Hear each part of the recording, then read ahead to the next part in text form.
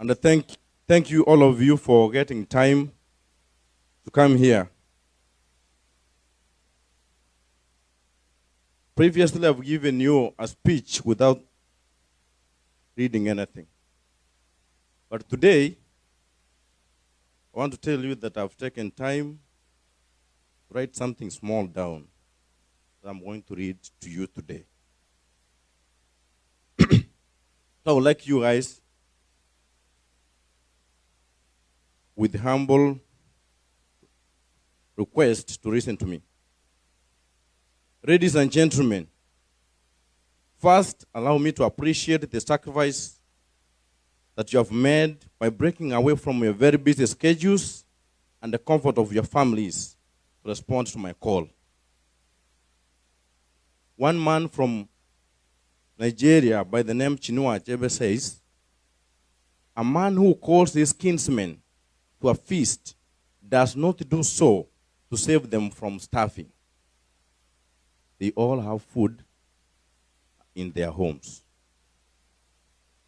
When we gather together in the moonlight village ground, it is not because of the moon. Every man can see it in his own compound. We come together because it's good for kinsmen to do so. In a life full of trials, of vigilance and exertion, stresses of work that we experience here in the diaspora a lot of the time, we face harsh realities of the economy. Most of the time, most of us, we need a company of beautiful and handsome eyes, like the ones that I see in this house. For a long time, funerals have been a unifying factor in our community.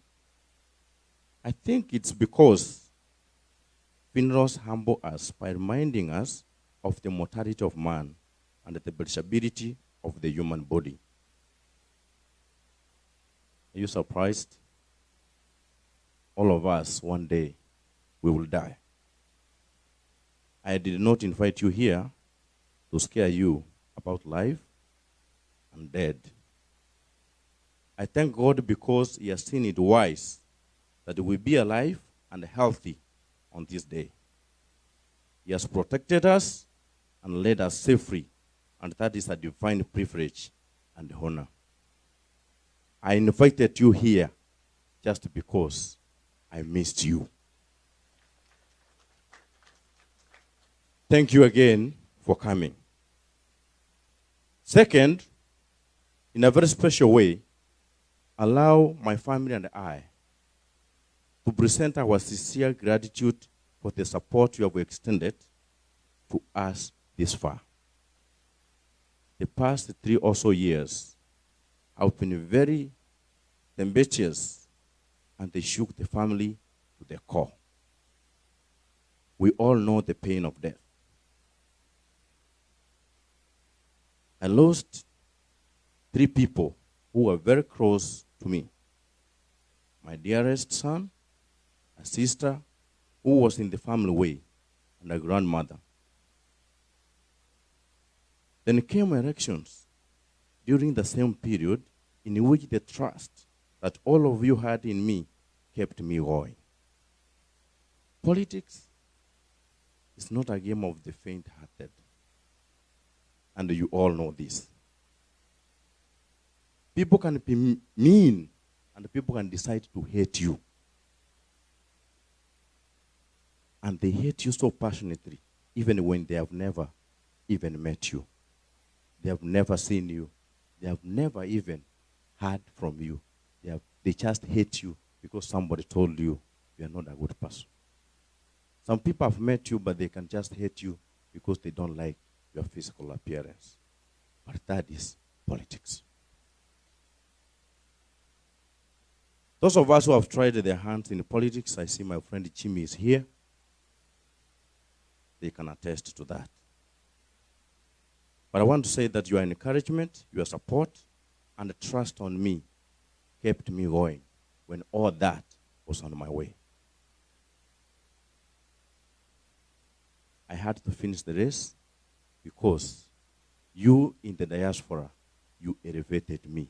Thank you so much. I'm a very proud person today. Not because I've accomplished a lot in life. Actually, I might not have accomplished anything. But I'm very proud because when everything seemed to work against me, I had you on my side. You kept me moving. I have never forgotten. I will never forget. Thank you for that.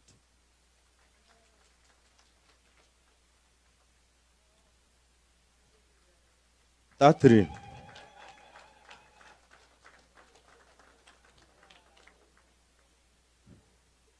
Thank you. When a parent sends a child to school, they always expect a report at the end of a certain period. And that's a fact.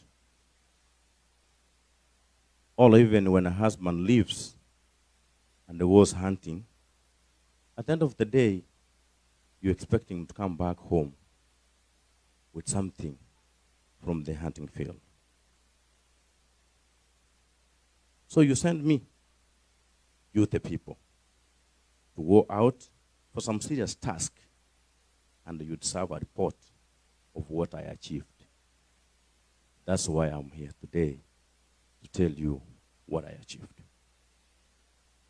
Well, I can confirm that it was a good learning experience I had, and I gained a lot, despite not delivering the actual animal that you sent me. I still managed to learn a lot back at home. I stayed in Kenya long enough, even after the elections. There were a couple of obstacles here and there, which forced me, at the end of the day, to come back again to the US. And I'm here now. So, in a very special way, my dear friends, I want to confirm to you that I'm fully back in the United States with you.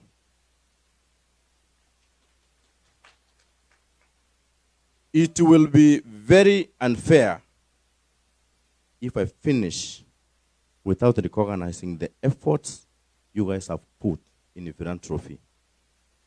All of you have given back to the community in one way or the other.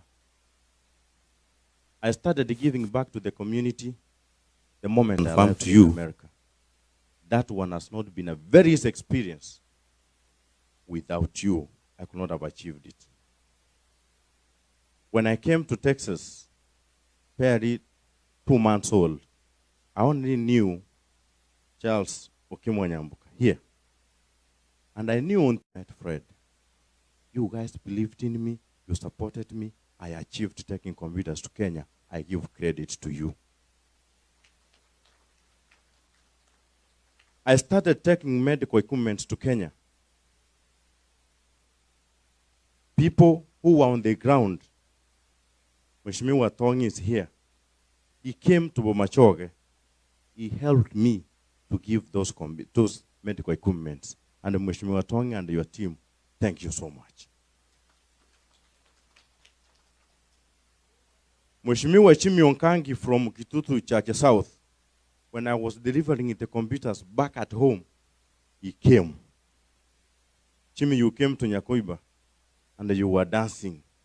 Right at Nyakoiba, you were not contesting in Bomachoge, but you came there.